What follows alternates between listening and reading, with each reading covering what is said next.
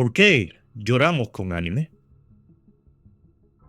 ¿Por qué una escena de anime puede revolvernos los sentimientos hasta hacernos incluso un nudo en la garganta? ¿Por qué un anime puede golpearnos tan o más fuerte incluso que una película real? ¿Por qué algunos hemos llorado por la muerte de un personaje de anime que técnicamente no existe? Estas preguntas no son solo curiosidad, sino que son la base de lo que vamos a construir en este canal. Estoy hablando de naturaleza humana. Aquí vamos a estar hablando de justicia narrativa. En el mundo del entretenimiento visual tenemos diferentes modelos de presentación. Tenemos novelas, tenemos TV shows o series, reality shows, películas, filmes, movies, como quieran llamarlos. Tenemos versiones de animación tipo Disney. También tenemos animaciones tipo anime. Y es en este último sobre el cual vamos a centrar nuestra atención completamente ahora. Muchos ven el entretenimiento como algo superficial. Diferencian entre una película de Hollywood, una serie de televisión o una animación de Disney. Pero el anime tiene algo poderoso realmente. Tiene un soul que no pide permiso para entrar en tu realidad. Algunos se emocionan con novelas o grandes filmes, pero nosotros sabemos lo que es sentir que el mundo se detiene por una historia animada. A algunos incluso se nos ha hecho un nudo en la garganta, sí. ¿Por qué no admitirlo? Incluso hemos llorado con anime. Entonces, ¿por qué lloramos con anime? Para mí esa pregunta no empezó a deambular en mi mente en la adultez, sino que empezó cuando era niño, frente a un televisor, aprendiendo que la justicia no siempre es ganar, sino que es ser fiel a lo que uno es. Yo crecí viendo anime, así que no estoy hablando de anime por moda, ni porque esté en el boom, ni porque sea una tendencia, sino más bien porque ha sido parte de mi vida realmente.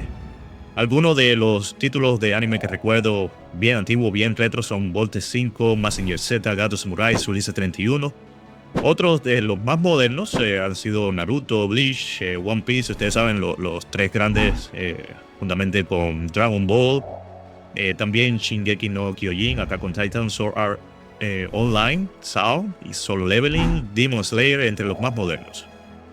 Estas historias no han sido solo entretenimiento para mí, sino que han sido historias donde uno puede apreciar sacrificio, historias donde se puede ver la pérdida, historias donde se toman decisiones de las cuales no se puede dar marcha atrás.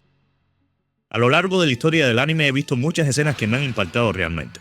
Recuerdo una escena que me afectó desde niño, cuando la madre de los pilotos de Voltes se sacrifica contra el robot Bazanga.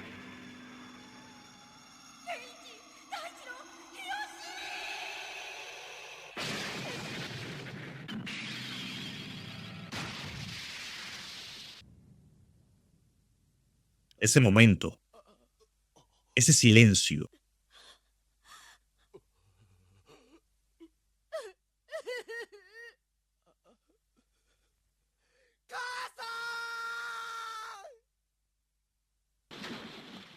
ese escalofrío en la piel cuando Voltes ataca no solo por venganza, sino por justicia realmente.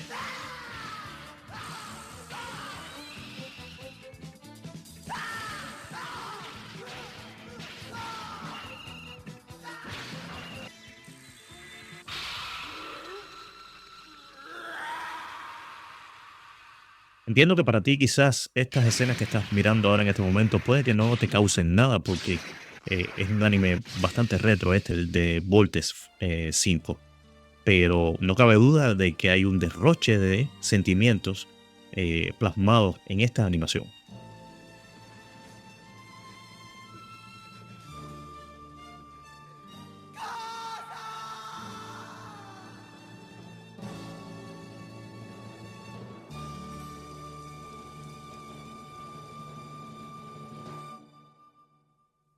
Más adelante, ya siendo mayor, recuerdo otra escena que me golpeó completamente distinto. Cuando Jiraiya es asesinado por su propio alumno, por Pain, por Nagato, dándonos una de las escenas que más me han afectado. Una muerte solitaria, sin testigos, sin ayuda, sin gloria, sin que nadie supiera dónde ni cómo ocurrió. Y eso realmente me dolió. Por eso hoy lo sé y estoy convencido. No era animación lo que yo estaba viendo, sino que era humanidad. Muchos no entienden cómo el anime puede ser entretenido y a la misma vez ser tan serio. Y eso es porque el anime no habla de fantasía, sino que toca elementos reales de la naturaleza humana. Habla de miedo, pérdida, culpa, sacrificio, decisiones que tienen consecuencias. Aquí entra lo que yo defino como justicia narrativa. La justicia narrativa no es acerca de quién gana, no es para ver quién es más fuerte, no es quién tiene la última palabra. Es acerca de si las acciones de un personaje o de una historia en específico encuentran una consecuencia coherente con su causa, con su motivación, su intención y con su humanidad. Porque en las buenas historias nadie actúa meramente en el vacío. Cada decisión que se toma tiene un peso. Cada elección deja una marca. Y esto no es teoría. Esto se ve claro cuando miramos a ciertos personajes. Hay personajes con una causa justa, pero emplean métodos completamente errados para lograr su objetivo. Al hacerlo, algunos cruzan el punto de no retorno. Otros, aún usando métodos errados, no llegan a cruzar ese límite y encuentran redención. Veamos el caso de Pain y Jiraiya nuevamente. Nagato, junto a Conan y Yahiko, eran huérfanos de la Segunda Guerra Ninja, víctimas directas de un conflicto que ellos no provocaron. Orochimaru quiso darles un final rápido, sin dolor, y así también para evitar una posible venganza futura de ellos contra Konoha. Pero Jiraiya intervino. Jiraiya los acogió, los protegió, y por varios años los mantuvo bajo su tutela y cuidado.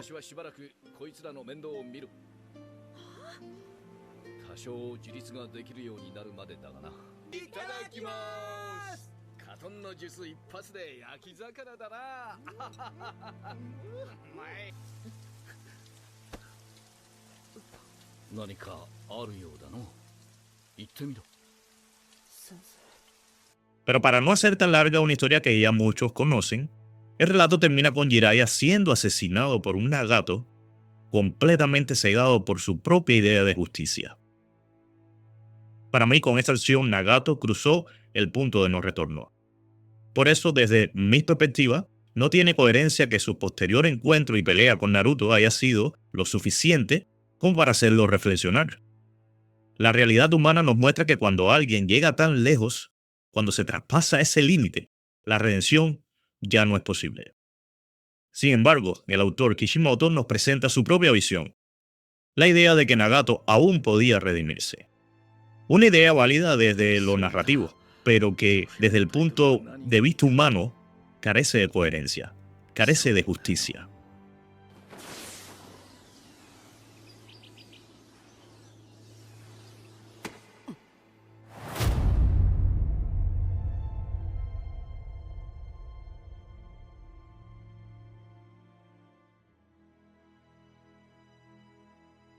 Miremos otro caso particular de una de las series modernas que analizaré en profundidad en un futuro no muy lejano, y es el caso de Akasa versus Tanjiro y Giyu de la serie Demon Slayer. De alguna manera, Akasa comienza a entender que está equivocado. Varios recuerdos empiezan a inundar su mente. Su pasado emerge. Y bajo el estrés emocional de una lucha tanto física como psicológica, toma una decisión: autodestruirse. Para muchos, seguramente, este fue un momento de justicia, incluso conmovedor. Pero para mí, ese desenlace le robó al protagonista, Tanjiro, la oportunidad de demostrar que su determinación era superior a la de Akasa. Este no es el video para analizar esa historia con lujo de detalles, pero prometo que lo haré pronto. En resumen, hay historias que hacen justicia y otras que nos obligan a cuestionarla.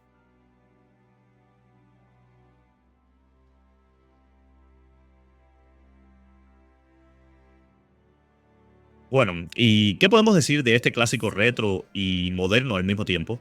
Neon Genesis Evangelion. ¿Realmente Shinji Ikari era un cobarde? ¿O era simplemente un niño sin un padre que le enseñara cómo enfrentar situaciones trágicas, no solo con palabras, sino con el ejemplo? Hoy en día, muchos odian a Shinji, y lo hacen porque no intentan ver más allá de lo que la animación nos muestra de forma explícitamente. Para adentrarse en lo que Hideaki Anno, el autor, estaba mostrándonos de forma implícita. Shinji y Gendo son dos caras de la misma moneda. Gendo no es un villano plano, sino más bien es un hombre traumatizado. Es un adulto que jamás aprendió a enfrentar el dolor y que por eso construyó una armadura emocional para no sentir. Una armadura que lo alejó de todo, incluso de su propio hijo Shinji Ikari. Shinji, en cambio, tuvo que aprender solo, lo que Gendo nunca aprendió.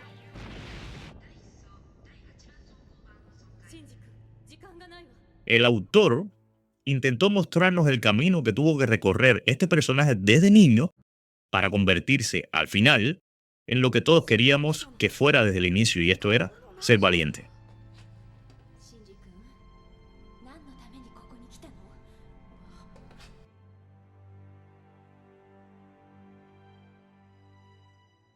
La mayor parte de la humanidad quiere tener la misma armadura que quería tener Gendo, y esto es una que lo protegía de sentir dolor. Pero la verdadera justicia narrativa ocurre cuando Shinji toma una decisión final. Decide quedarse expuesto al dolor, aunque eso signifique sufrir. Porque aceptar el dolor es lo que lo hace humano. Y es eso lo que le da sentido a su propia existencia.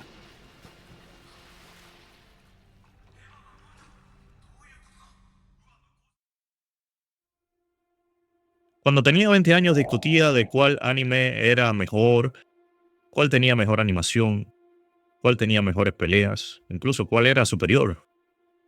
Y con el tiempo me di cuenta de que eso no valía la pena.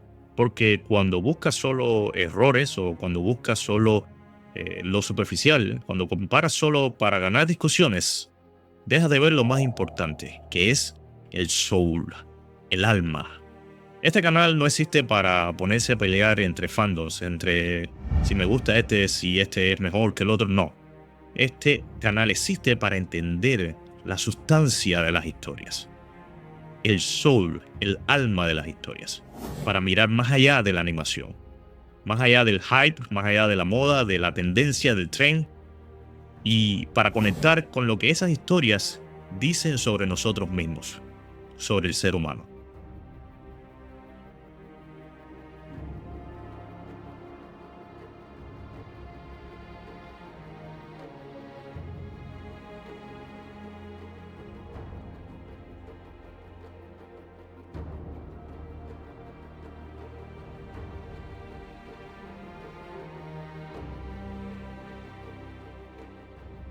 Arigato, onegai shimasu. Gracias por escuchar. Nos vemos en otro video. Sayonara.